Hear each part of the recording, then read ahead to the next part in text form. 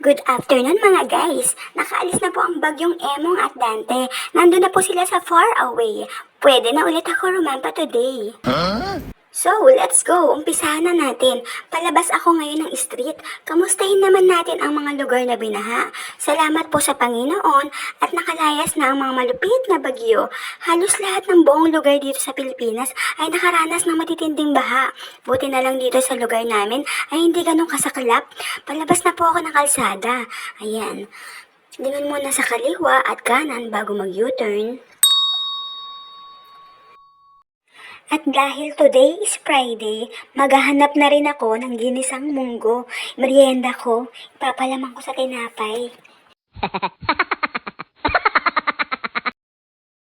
So, dito lang muna tayo sa mga gilid-gilid magka-drive at baka madapurak tayo ng mga sasakyan na yan. Naku, mahirap na, baka ma-hit and run. Kaya lagi po tayong mag-iingat, lalong-lalo na sa mga alsada. Dapat alerto, wag pa syunga-syunga. Ayan na naman, malapit na tayo sa tulay, pahirapan na naman magpedal dahil paakyat. Di bumaba muna ako ng NMAX at inakay ko na lang ang NMAX ko habang naglalakad ako. Hay nako! Ang hirap maging mahirap. Kailan kaya ako yayaman? Sana tumama ako sa loto kahit hindi ako tumataya. Pinagtitinginan ako ng mga tao sa kabilang kalsada. Sabi nila sa akin, anong ginagawa mo? Di nag-i-stroll. Ano pala sa palagay nila? Mukha ba ako naglalaba dito sa kalsada? Konti na lang, malapit ko na malagpasan to. Ayan, ako nakakatakot. Ang bibilis nila. Ayan, sige, mauna na kayo kaysa mabundol nyo ako.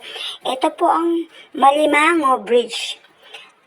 I believe I can fly. Tumalon sa tulay. Pagdating ay gutay-gutay. Oh, wow, I believe I can fly. I believe I can fly. Pababa naman ang kalsada. Wala pa naman akong preno. Naku, ang hirap makipagsabayan sa mga to. Hintayin nyo pag ako yumaman. Hindi 2 wheels ang bibilhin ko. Hindi rin 4 wheels. Kundi helicopter na bibilhin ko. Yung the remote control. Maghahanap ako ngayon dito ng mapagtatanungan. Kamusta naman sila dito ng mga nakarang araw? Nahihiya ako, hindi ko alam kung paano ko umpisahan magtanong. Ayan, humahanap ako ng timing kung sino pwedeng tanungin. Baka tarayan ako baka murahin ako. Uh-oh. Wow, hindi rin pala ako nag-iisa. May nakasabay rin akong nakabike. Saan ka punta? To the moon. To the moon. Road trip. Scars. Hindi ko na nga alam kung ano yung mga pinagsasabi ko. Mukhang nalipasan yata ako ng gutom. Ay naku Ining, tumabi ka. Baka ma-hit and run kita. Sige ka, tatakasan kita.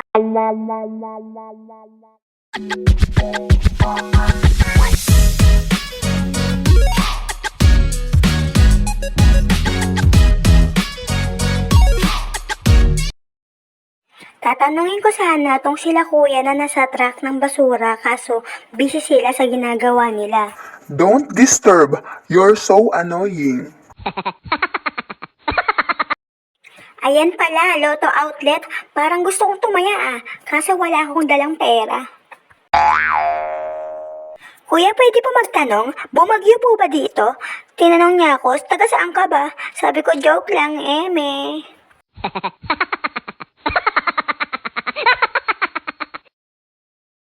Ayan, may tumatakbo pa. Nakikipag-unahan pa yata. Ay nako si kuya, gusto pa yata akong banggain. Etong ganda kong to, babanggain mo, angel boxing, hindi angel loxing, angel boxing, kasi mukha akong boxingera.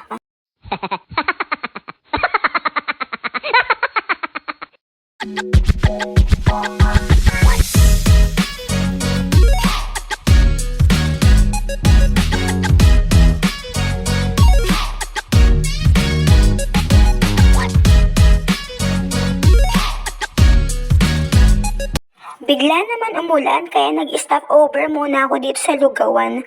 Naku, paano na ang kinabukasan ko? Feeling ko baka kailangan ko nang umuwi pabalik. Baka magkasakit pa ako nito. Bibili sana ako ng pritong manok kaso ang hinahanap ko pritong ostrich. Wala akong mahanap na pritong ostrich, kaya kimchi na lang ang binili ko. Eto, 50 pesos. Eto naman si kuyang nakapula, malayo palang kumakaway na. Akala niya siguro artista ako. Pabalik na po ako sa amin, pauwi. Thank you for watching, guys.